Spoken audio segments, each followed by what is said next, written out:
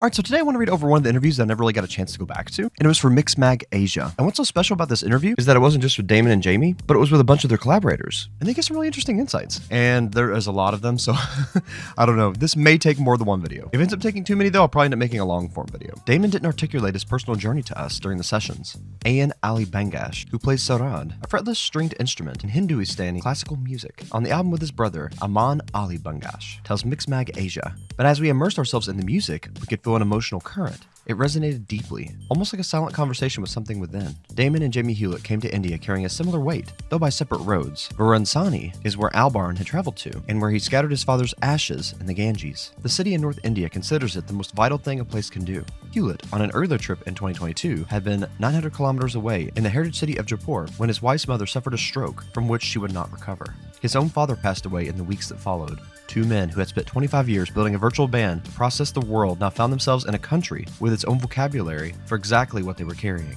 I always thought of Gorillaz being this glorious Trojan horse, Albarn has said, which gets you to places you wouldn't otherwise reach. What he wanted when Sweety Kapoor was brought into the project, the woman who helped build the Asian underground movement from a Monday night at the Blue Note in London in the 1990s, a creative producer, founder of Brown Girl in the Ring, and Asha Puthli's manager, was authentic musicians and instruments that could hold the deeply personal ideas that were being explored. As music supervisor, your role is in the service of the artist's vision. It requires having the knowledge and expertise and really leaning into the nuances of their vision to best support it, Kapoor tells MiXmag Asia. What she's clearly presented is an incredible cross-section of artists, instruments, and musical traditions drawn from India's vast and rich musical landscape, joining the dots with heritage artists. Kapoor came on board as music supervisor and consultant for India and Indian artists on The Mountain, introducing the Gorillaz to the Indian collaborators who would be amongst a slate of artists to shape it.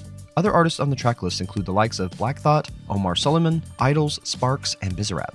The album was recorded across more locations than most bands visit on a world tour: Ashgabat, Damascus, Los Angeles, Miami, New York, and Studio 13 in London, and Devon among them. In India alone, it was created in Kintsugi Studio in Delhi, Island City Studios in Mumbai, The Ghats in Varanasi, Rishikesh, Heritage World Jaipur, and Amber Fort in Rajasthan, where the album's title track was born. A man was sitting outside the fort, playing what was probably a ravanahata, the ancient one-stringed bow instrument that Albarn would later describe simply as a one-stringed violin. Considered an ancestor to the violin, and a fixture of Rajastani folk music for centuries, Albarn filmed the whole performance, took a refrain from what he heard, and laid his own chords over it. He played the resulting melody to the Indian artists who contributed to the track, AJ Prasanna, Anusha Shankar, and the Bangash brothers, and asked if they recognized it. Stay tuned for part 2.